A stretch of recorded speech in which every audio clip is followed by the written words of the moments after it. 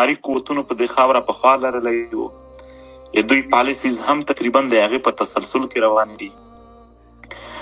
هر هغه څوک چې کابل باندې خارجه پالیسي خپله جوړوله، د افغان ملت یعنې ښه جوړوله یا بده جوړوله، هغه بیل بیستی، خو چې چا هم جوړوله، که دا چیرې د اسلام آباد د پنډې لاندې نه وي، نو دا تاریخي طور باندې دوی نه د زغملې، نه د برداشت کړي. اوس هم دوی دغسې سوچ لري، بلکې تاسو به اورېدلي وي چې په د اوس وختونو کې هم د دوی خلک دغه خبرې کوي چې د هند سره ولې کابل تعلق جوړوي.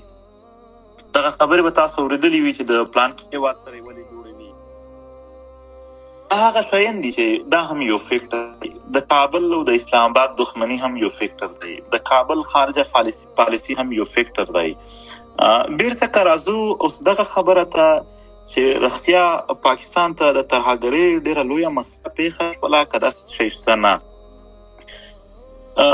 تاسو تقریبا هغه ټول ملګري چې لږې عمرونه زیات دي، هغه ډېر په اسانه باندې بیا دغه انډرسټینډ کولی شئ چې په 2008 کې، په 9 کې، په 6 کې، په 9 لاس کې ټي ټي پي په اسلام آباد کې اټیک کول، په جي ایچ کیو یې اټیک کړی دی، په وا فیکټري یې اټیک کړی دی، په مناوه پولیس سټیشن چې د پاکستان تر ټولو هغه سټرانګ مرکز دی، دوی په هغه یې اټیک کړی دی. اف بي آی اف آی چې کوم سنټرونه په دغې یې اټیک کړي دي. په مهران ایربیس چې باندې اټیک شوي دي. د سوات نه تر وزیرستان پر علاقې ټوټل 100% کنټرول کې وي. هغو وختونو کې هم دومره سخت بمبارونه، دومره سخت جنګ، دومره هغه تیز اکشن نه و لکه دا اوس چې دي.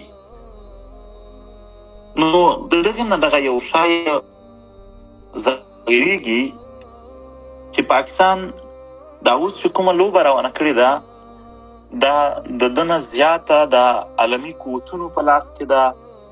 زما اندازه دا ده چې که ایران سره جنګ اوږد کېږي، نو دوی نن هم هغه نظر لري چې کوم استعماري قوتونو په دې خاوره پخوا لرلی و، دوی پالیسیز هم تقریبا د هغې په تسلسل کې روان دي. هر هغه څوک چې کابل باندې خارجه پالیسی خپله جوړوله، د افغان ملت یعنې ښه جوړوله یا بده جوړوله، هغه بیل بیستی، خو چې چا هم جوړوله، که دا چیرې د اسلام آباد د پنډې لاندې نه وي، نو دا تاریخي طور باندې دوی نه د زغملې، نه د برداشت کړي. اوس هم دوی دغسې سوچ لري، بلکې تاسو به اورېدلي وي چې په د اوس وختونو کې هم د دوی خلک دغه خبرې کوي چې د هند سره ولې کابل تعلق جوړوي. دغه خبرې به تاسو اورېدلي وي چې د پلان کې هېواد سره یې ولې جوړوي. هغه شیان دي چې دا هم یو فیکټر دی. د کابل او د اسلام آباد دښمني هم یو فیکټر دی. د کابل خارجه پالیسي هم یو فیکټر دی. بیرته که راځو اوس دغه خبره ته چې رښتیا پاکستان ته د ترهګرۍ ډېره لویه مسله پېښه شوله، که داسې شی شته نه. تاسو تقریبا هغه ټول ملګري چې لږې عمرونه زیات دي، هغه ډېر په اسانه باندې بیا دغه انډرسټینډ کولی شئ چې په 2008 کې، په 9 کې، په 6 کې، په 9 لاس کې ټي ټي پي په اسلام آباد کې اټیک کول، په جي ایچ کیو یې اټیک کړی دی، په وا فیکټري یې اټیک کړی دی، په مناوه پولیس سټیشن چې د پاکستان تر ټولو هغه سټرانګ مرکز دی، دوی په هغه یې اټیک کړی دی. اف بي آی اف آی چې کوم سنټرونه په دغې یې اټیک کړي دي. په مهران ایربیس چې باندې اټیک شوي دي. د سوات نه تر وزیرستان پر علاقې ټوټل 100% کنټرول کې وي.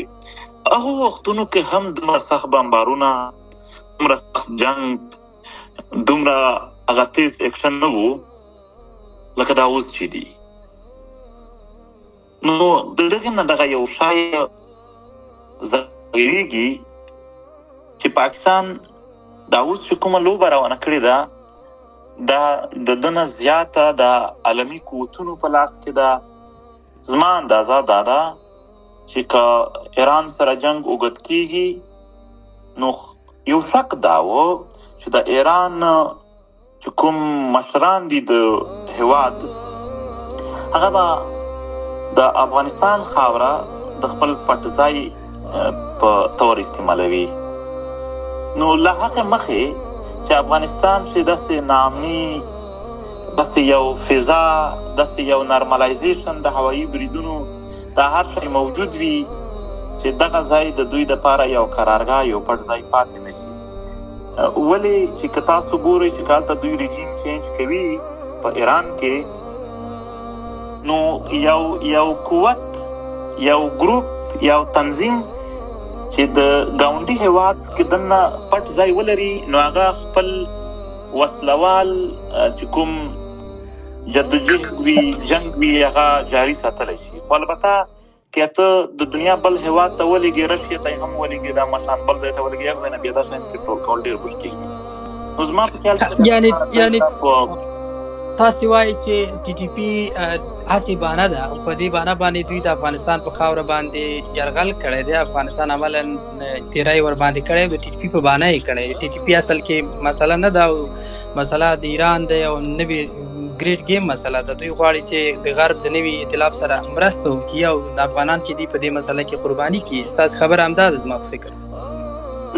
زه داسې خیال لرم دا همغه ته چې کومه خبره کوي خلیل په تفصیل سره نور ورسره زیات دی چې هو واقعا د پاکستان د سیکیورټي سیستم چې کوم هیډ دی سیکیورټي کونسل چې کوم هیډ دی هغه وایي هم چې امریکې چې کوم کار په افغانستان کې کوي و هغه کار موږ کوو.